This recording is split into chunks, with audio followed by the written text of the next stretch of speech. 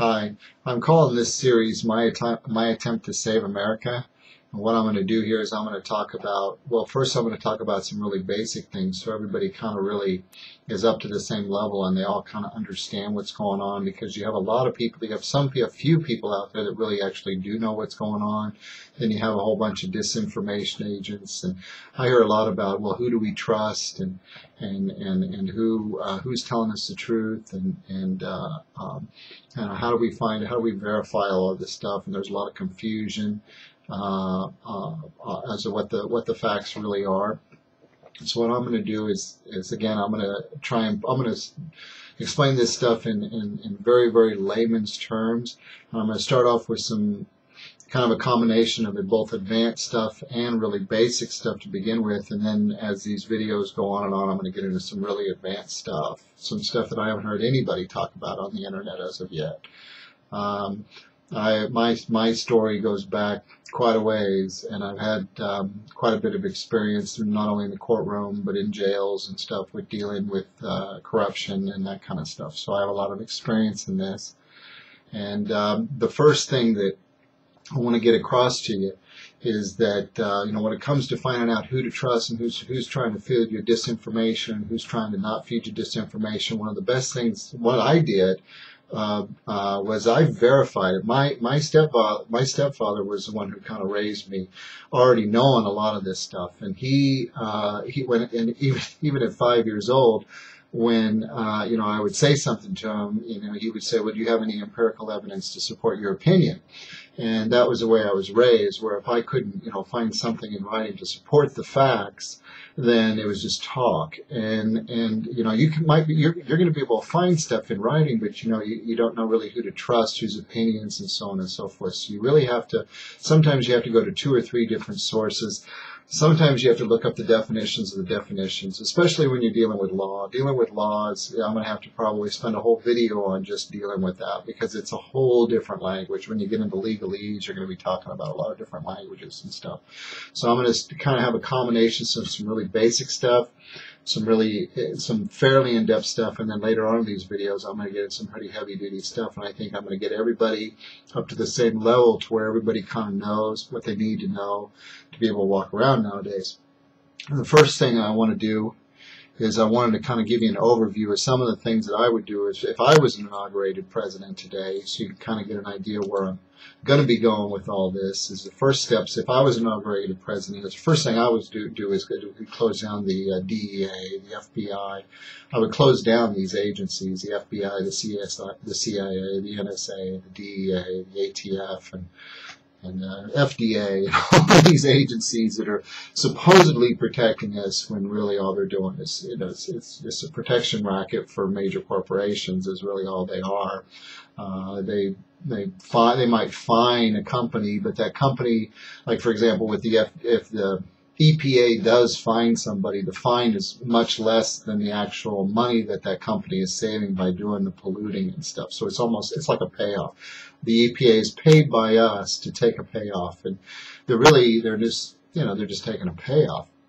And I'm going to get into that quite a bit later, but they're just not doing their jobs, and we really can't directly, it's silly for us to pay people in government to do something that we can do ourselves. A class action lawsuit and criminal charges, filing criminal charges in a class action lawsuit against these polluters, for example, would go a lot further than just having the EPA step in and give them a $25,000 fine for polluting when they're saving $75,000 a day, when that same company is polluting because they're saving $75,000 a day off of not disposing of their waste properly. I hope I'm not going too fast here, but that's kind of what's going on. And that's not just the same with the FDA. It's like the Food and Drug Administration, same thing. They push through a lot of these pharmaceuticals that are not safe for us because there's a lot of money behind them. And so we're basically they're getting money from us. We pay the FDA to supposedly protect us when all they're really doing is nothing. And so we're paying this money for nothing, really. And so all these alphabet agencies are very corrupt, and they're useless. Well, they're not stupid. They're smart. They're running a scam on us. They're getting paid not only by the taxpayer, but they're also getting paid by the major corporations. So they're getting rich, and it's not doing you and me any good. You know, you and me being the little guy. So that would be the first thing that I would do, and I am going to get into this a lot more in detail here. I'm just kind of touching lightly on kind of like a brief synopsis on some of the major topics I'm going to go into, and then I'm going to go into some much more detail as these videos go. I don't know how many of them there are going to be, but this is like the introduction to kind of get an idea of what I want to do here. The second thing I would do if I was inaugurated president is get all the troops that are spread out all across the world, just get them all back here. Get them all, try and sell off the bases, get them all back here, because for the next steps, there's probably going to be some backlash. Other countries will be jealous if we try to get our freedom here.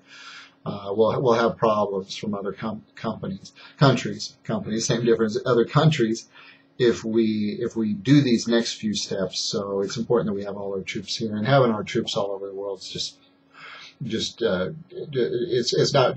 not making you and me any safer. It's just protecting corporate interests and stuff, and it's just stupid. The third thing I would do is I publicly announce that all citizens are free, which we're supposed to be anyway. Fourth thing that I would do, and this is something that is very, very important that I'm going to talk about a lot on these videos, and that's what I was the only thing I can really do as head of the executive branch would be to direct all law enforcement agencies to start focusing on mala in Zay law only. And I'm going to be talking quite a bit here later on about mala in Zay. Malum in Zay is M-A-L-U-M. Second word is I-N, and then the last word is S-E. It's Latin, and it's a Latin phrase. Basically, I really want you guys to look this up. You guys need to be familiar with this phrase, because basically mala in Zay is a real crime. Okay, that's a crime like murder, kidnapping, where there's an actual injured victim, where there's a victim and there's an injury. There's an actual injured victim. I'm going to tell them to focus it on them. Now, the opposite of that is malum prohibita. M-A-L. Malum is M-A-L-U-M. Second word is prohibitum. P-R-O-H-I-B. I have to look it up. I-T-U-M. Now that's prohibited by statute. That's man's law. And man's got an awful lot of them. They come up with about 40,000 of them a year, and most of them are basically, are for corporate interests. With all these laws, just one quick example that I know affects a lot of Americans is a lot of these malum prohibitum laws makes it almost impossible for a small business to stay in business. The reason why they want all this malum prohibita, especially the major corporations, is because a small company can't hire a team of lawyers and all this other stuff to be compliant with all these rules and regulations that they're supposed to follow. So they can't. It really forces small business out, just as one example of what it does. There's a lot more to this, actually. In fact, this issue right here is probably the number one thing that could probably actually save this country.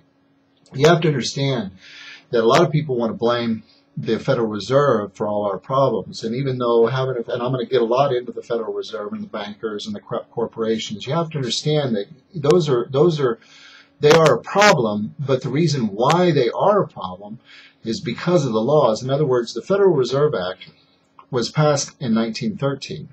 Now, that act is what gave the Federal Reserve its power. It's what created the strong central bank, the Federal Reserve. That was designed by attorneys. Attorneys are the attorneys that got involved in the legislative process, that are the legislators and the president at that time. Actually, there's a story that there was only 4 of them that were in session during Christmas time. I don't know if this is true or not, but I've heard that there was only just a few, just a little bit of the House and Congress was there when they passed the Federal Reserve Act. And we can blame the bankers and all that all you want, but you have to remember that the attorneys are the gatekeepers, that they're the ones that write the laws, they create all these laws that you and I are supposed to follow. And the Federal Reserve Act was created by attorneys. They're the ones that wrote this law. So they're the ones that can actually get this law overturned. Well, actually, what we have to do is get them out of the way till we can get that law overturned. And I'm going to go into that here in just a moment. But the Federal Reserve Act was passed by attorneys, so we can say, well, it's the goddamn bankers all you want, but remember, it's the law that's hurting us. The bank itself is just the creation of this law, this Federal Reserve Act of 1913.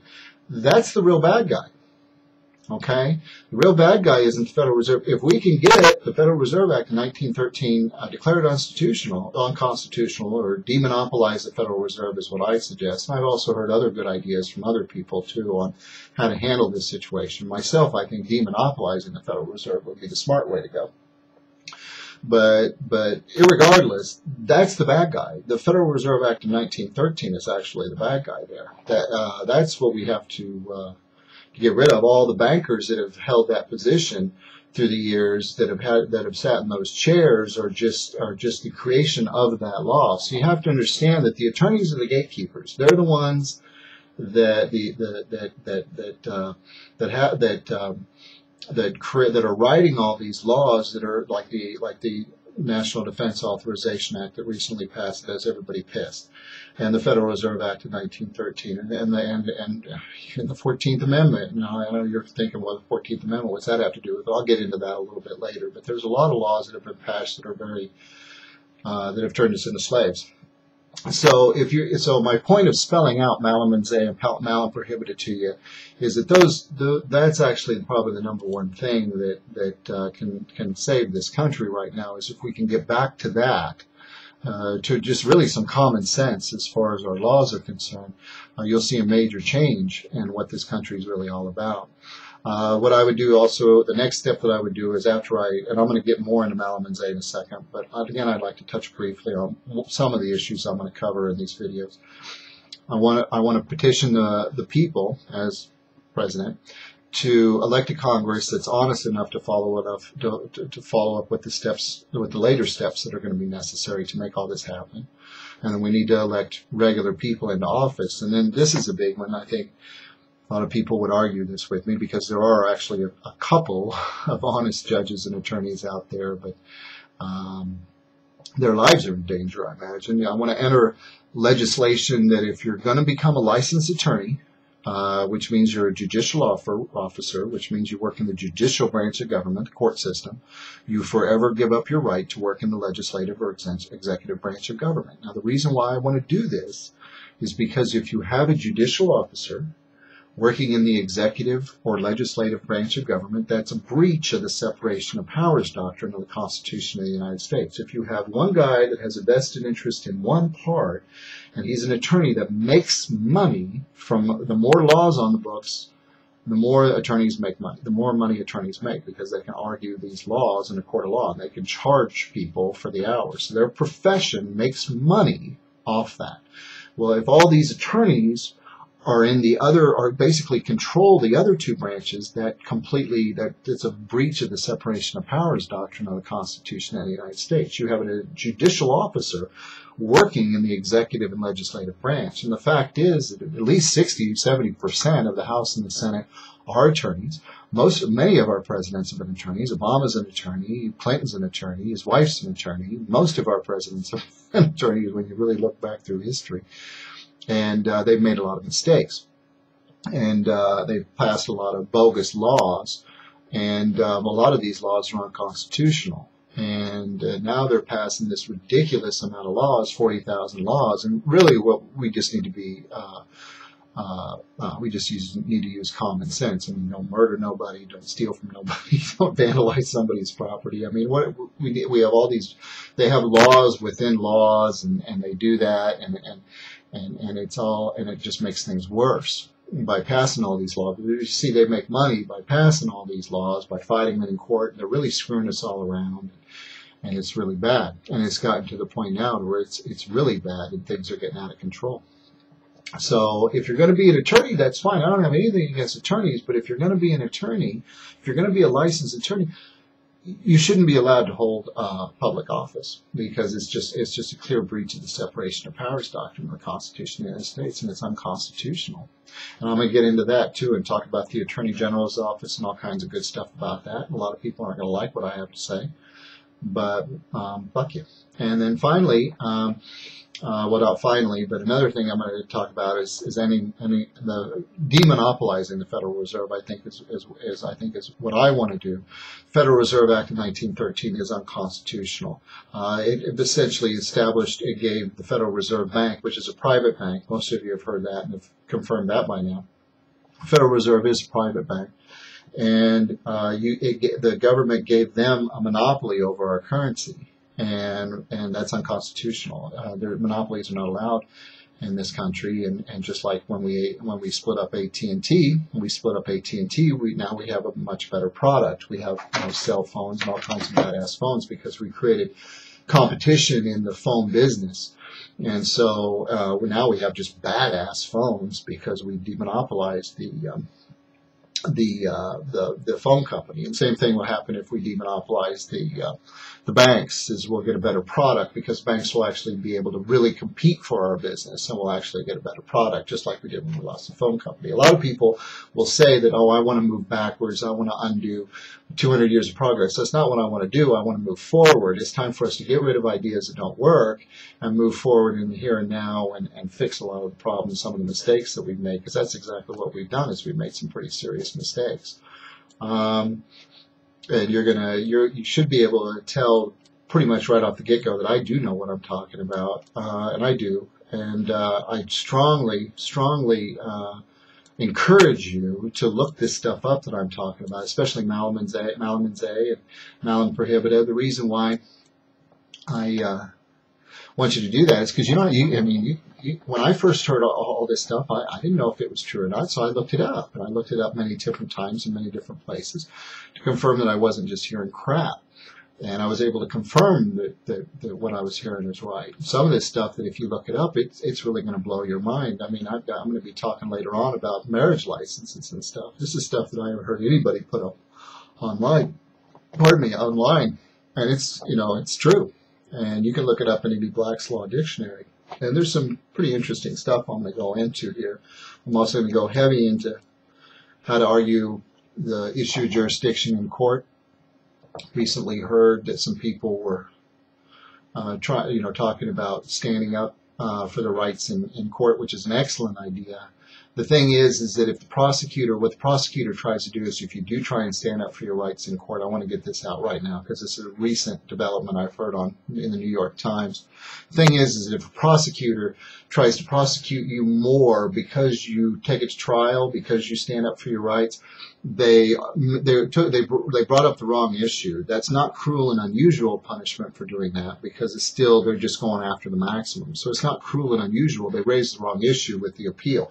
The right issue to raise is if the prosecutor tries to prosecute you harder because you raised your rights in court, that's retaliation, and that's vindictive prosecution would have been the proper argument to raise with the judge, and you probably would have gotten that prosecuting attorney to back the hell off. And I would strongly encourage you, if you do know your rights, to take everything to trial. I've made a mistake in not doing it, and I've always regretted it. And now I'll never make that mistake again. I'll take anything to trial. And I would strongly encourage people to do that.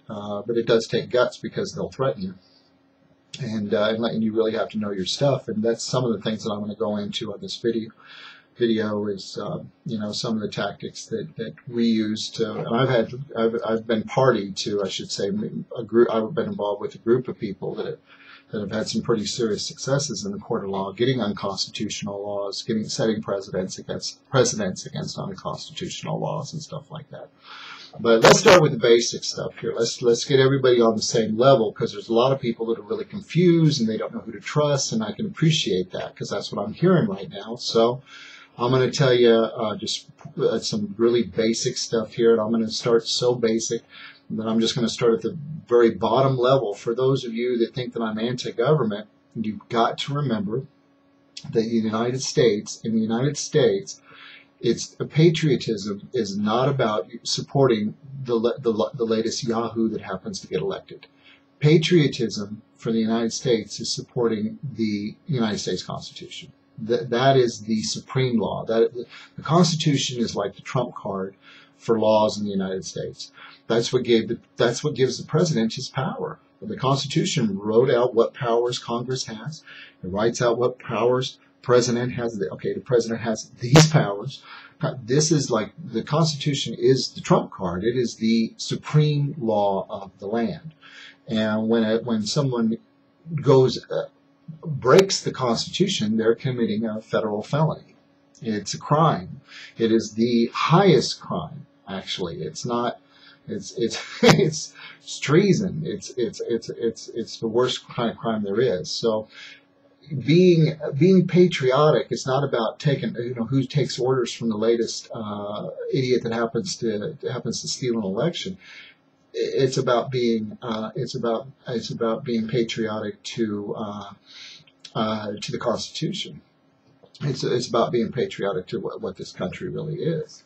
And they try and cloud the issues with all kinds of stuff. But that's really a lot of people think that I'm unpatriotic if I put down America, and they'll tell me, well, if you don't like it so much, why don't you just get out? Well, the thing is I don't think that it's better in other countries.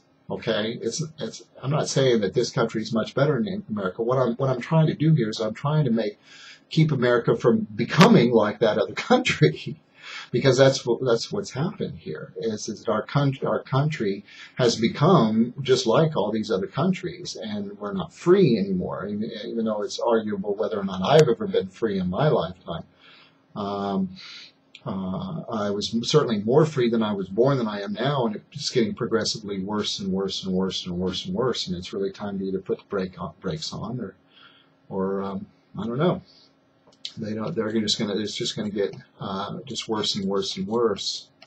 A lot of you are going to see, if this doesn't interest you, that's fine. In fact, now that I'm on the topic of whether or not this interests you, for those of you who find this topic really, really boring, I can appreciate that. And this is a really, really tough subject, and it's boring, and it's really somebody else's job, and it really kind of sucks that we have to spend we pay them all this money in taxes, and then we have to spend half our lives looking over our shoulders and keeping an eye on them. But that's exactly what it is. And the thing is that, they have this huge advertising campaign now where vote or die, and you got to vote and all this stuff, and they pay celebrities to come on and tell you to vote, vote, vote, vote, vote. Well, I'd like to tell you what the truth is. If you're not interested in this stuff, to each his own. I don't blame you for not being interested in this stuff. But if you're not going to be interested in this stuff, could you do us all a favor? Could you please quit voting? Because you keep voting these goddamn Nazis into office, and they're really making things really bad for us here. So, if you're going to vote for somebody based on how cute they are, or if you're going to vote for somebody based on the color of their skin, or if you're going to vote for somebody for some stupid-ass reason and not really look at what the person's really doing and what they've done over their lifetime, and actually spend a little bit of time to find out what kind of person you keep electing these goddamn Nazis into fucking office, and it really is starting to suck really bad, and it's showing, and you really don't have anybody else to blame but yourselves for the mess that's going on. So, if you find this stuff boring, please don't vote. I know that this is going against what your celebrities tell you and all that good stuff, but, I'm telling you, I'm not a celebrity. I'm just somebody that's just trying to get by here, and, you keep making life really difficult on the rest of us. So, please, just stop voting, and turn me off, and just go back and do whatever you want to do. That's okay. Just, I don't mind if you don't want to help us, but if you could please, don't work against us, that would be great. Okay? If you don't want to help out, that's fine. Don't get in our way, okay? Don't make it harder for us to make the changes that need to be done. For those of us that really do know what the fuck we're talking about, we might be able to elect somebody and get some people in there and actually get something done that's worth the damn. Now that I've said that, for those of you who are interested in this stuff, the bottom line is our government's bullying the living crap out of us and all kinds of other countries, and we have a terrible foreign policy.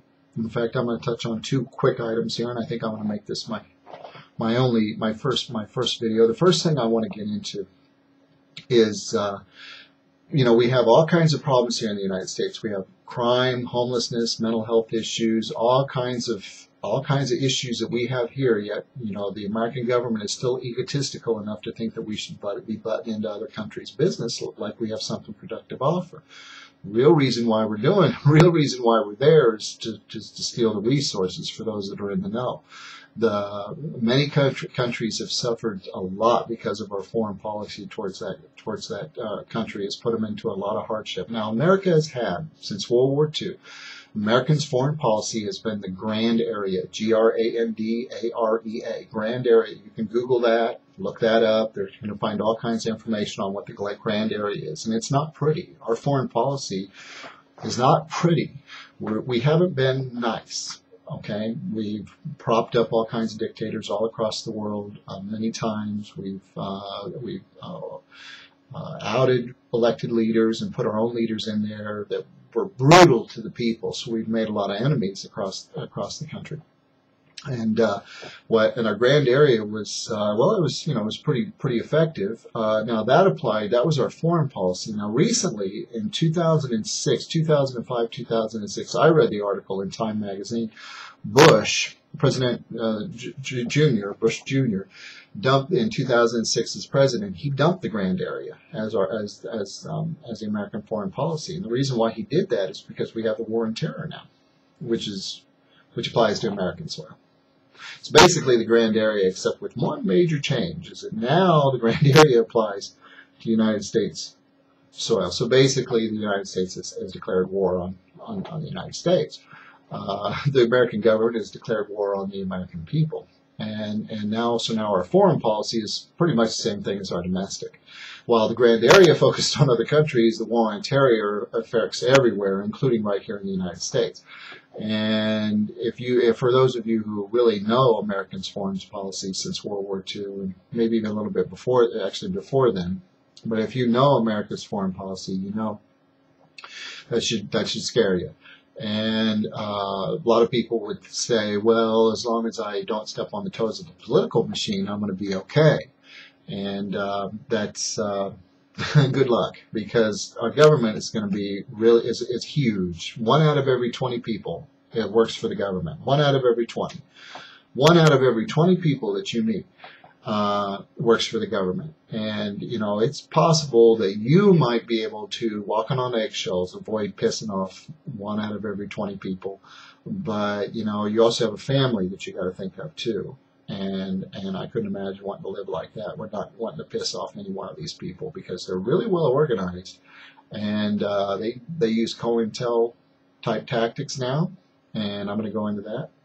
And they, COINTELPRO, I should say, COINTELPRO. You can look that up too, COINTEL. They do use that.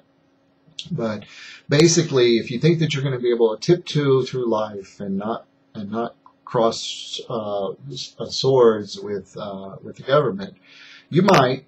I don't know if your whole family is going to be able to do that. I don't think your odds are very good, because basically the government has a lot of toes, and it gets its feelings hurt real easily.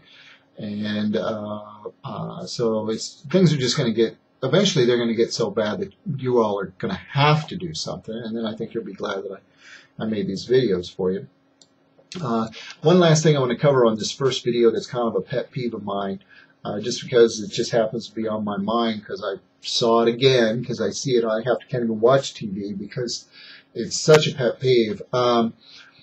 America is not a democracy. America is a republic, and you can find it. And please look this up. Look it up in an almanac. If you type in almanac or American type in what kind of government does America have, and hit search. Please, you can confirm this in an almanac. You can check any one of them. Our elections for public office are democratic. We do have democratic elections, but people have really been brainwashed into calling us a democracy, and a democracy is decided by the majority. Democracy is a mob rule mentality. A democracy is a lynch mob mentality, is what democracy really is. A republic Whereas a democracy is a lynch mob. A republic is where the marshal rides up on a horse and says, wait a minute, you can't this democracy, you can't lynch that man. He hasn't had the right to a fair trial. He hasn't had the right to confront the witnesses and evidence against him. He hasn't been given due process. A republic is for the benefit of the people as opposed to the monarchs or aristocrats. Now, it's very important for the media and for the government to convince you that we are a democracy, because the media can sell the vast majority of the people out there into buying whatever it is that the politicians are selling. They can sell the majority of you into buying whatever kind of crap they're trying to sell you on, and they're pitchmen. That's what they are, and I'm going to get into that a lot later on. Again, I'm touching lightly on some issues, and I'm going to get into a lot more detail later on. But my question to you is, what would you rather live? Would you rather live in a country where the marshal protects you and your freedom in a republic, or would you rather live in a country where the misinformed masses decide everything for you in a democracy? Now, in case you don't know, a republic and a democracy has absolutely nothing to do with Republicans and Democrats. Those are political parties. The Republicans and Democrats is a completely different thing. Those are political parties. A republic and a democracy are types of government. It's very important that you understand that. A lot of people don't. They think, oh, a republic, he must be a Republican. No, it doesn't have, I'm not a Republican. Okay, I'm not a Republican. I'm not a Democrat. I'm not nothing. I'm educated, is what I am. Okay, the Republic and you can look up Republican and Democrat. You can look up Republic and democracy, and you can see that they're entirely different things. So don't cloud the issues there. But some of you that are old enough might remember when we used to have the Pledge of Allegiance in school, and to the republic for which it stands, one nation under God. It's a republic. Now, we're mass marketed this democracy lie, and it's really frustrating to see how many times we're really called a democracy at any given day by the media. Many of our problems have come from this way of thinking, because everybody gets on their little lynch mob, and somebody gets hurt, and they get everybody all, crack the whip. Okay, we need to create a law to prevent this from ever happening again. And that's kind of the whole psychology that they're pulling on you. And I'm going to really get into that here, probably pretty quick here on one of the earlier videos. But this country is not about majority rule. This country, what this country is about protecting the individual's freedoms. Now, the fact that only a few people in the whole world seem to really understand, that actually know this, should tell you that you've been lied to. The major difference is that a republic understands that it's the group's constitution which has more power over the group's conscience. This is because the individuals in power will use the media and other misinformation to sell you on giving up your rights. The Constitution is in place to protect those rights. This Constitution will also keep the country alive. Now, it is true that we can't amend the Constitution of the United States, but when that idea was entered, it included that there must be a separation of powers in the three branches of government to ensure that all changes to the Constitution are lawful. And we've lost our separation of powers in the United States. And I'm going to go into all that on the next video. One of the last things I want to say is that, a lot of people are going to say, well, they're going to listen to this and they're going to think, well, I want to go backwards. And that's not true. I don't want to go backwards. I don't want to go backwards. It's time for us to move forwards. It's time to rid ourselves from program and ideas that don't work, that are proven not to work, that common sense tells you that don't work. We have the technology and everything in place to move forward. A lot of us lack courage, and there's also some very clever, corrupt people who do not want this to happen. And it's time for us to cut out the middleman. We don't need government in every aspect of our lives to raise us from the cradle to the grave. It's time for us to stop paying them to do nothing but rip us off over and over and over again. And I'll catch you on the next video.